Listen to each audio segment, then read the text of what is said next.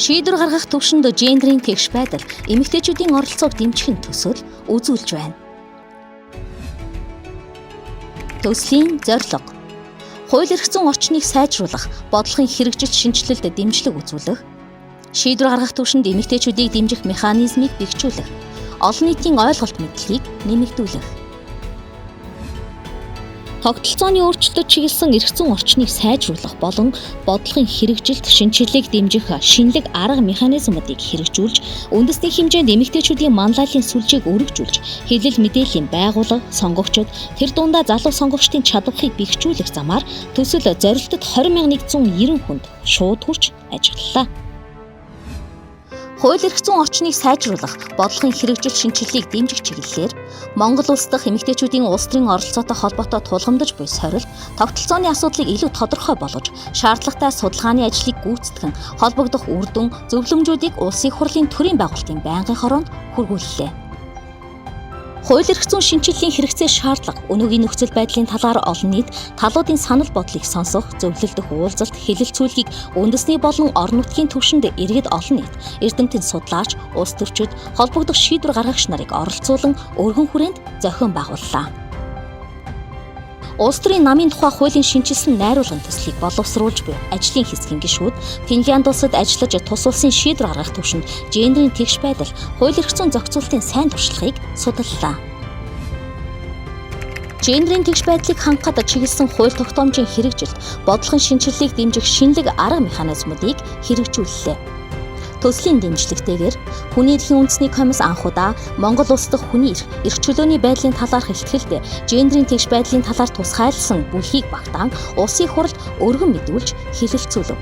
Үндэсний статистикийн хороо анхудаа иргэдийн төлөөлөгчдийн хурал дахь эмэгтэйчүүд, төрийн улс төр, төрийн захиргааны удирдах албан тушаалтах эмэгтэйчүүд гэсэн хоёр төрлийн статистик эмгэтгэлийг боловсруулан гаргаснаар Монгол улс гендрийн статистикийг тогтмол зарладаг болох эхлэл тавигдлаа.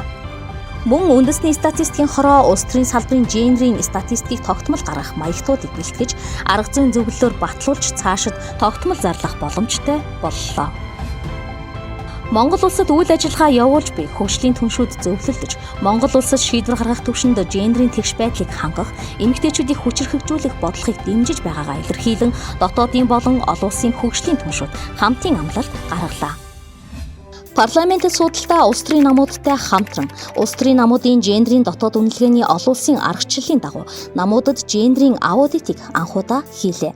Аудитын үнэлгээнд үндэслэн намууд гендрийн тэгш байдлыг хангах, намын дотоод соёлыг бэхжүүлэх чиглэлээр үндэсний болон орон нутгийн түвшинд сургалт нөлөөллийн арга хэмжээ, формуудыг хамтран зохион байгуулж, үүний үр дүнд парламентд судалтаа 2 улс төрийн нам гендрийн тэгш байдал, эмэгтэйчүүдийн оролцоог дэмжих амлалтаа албан ёсоор зарлалаа.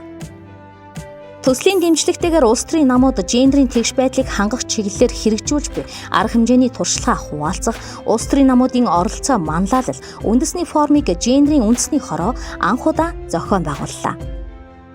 Улс төрийн намууд гендрийн тэгш байдлын тайлан хөргүүлдэг байх, хуулийн хэрэгжилтийг хангахад төсөл дэмжлэг үзүүлж, арга зүйн удирдамжаар хангаж ажилласны үр дүнд одоогийн байдлаар 3 улс төрийн нам анхудаа гендрийн тэгш байдлын тайлангаа боловсруулан гендрийн үндэсний хороонд хөргүүллээ.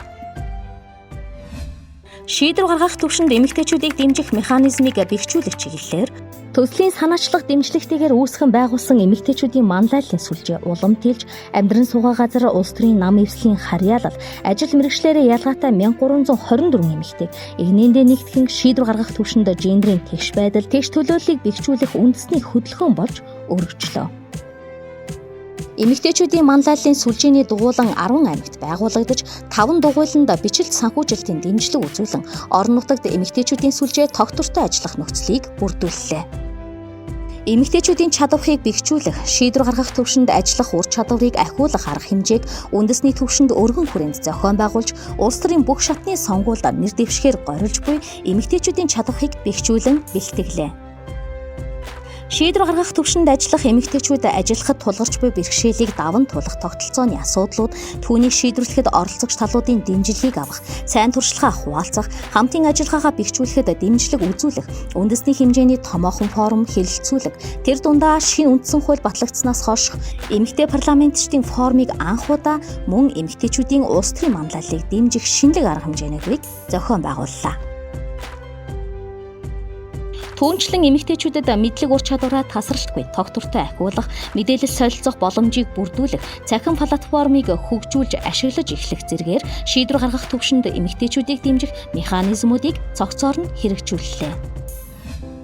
Олон нийтийн ойлголт, мэдлэгийг нэмэгдүүлэх чиглэлээр эмэгтэйчүүдийг улс төрд идэвхтэй оролцоход саад болж буй нийгэмд байгаа гендерийн хортой хэвшмэл ойлголтыг халах, шийдвэр гаргах төвшөнд ажиллаж буй эмэгтэй улс төрчдийн талаарх нийгмийн хэвшмэл дүр төрх, хүлээлтийг залруулах чиглэлээр төрийн болон төрийн бус байгууллага, улс төрийн нам, хэвлэл мэдээллийн байгууллага зэрэг холбогдох бүх байгууллагатай хамтран ажиллалаа.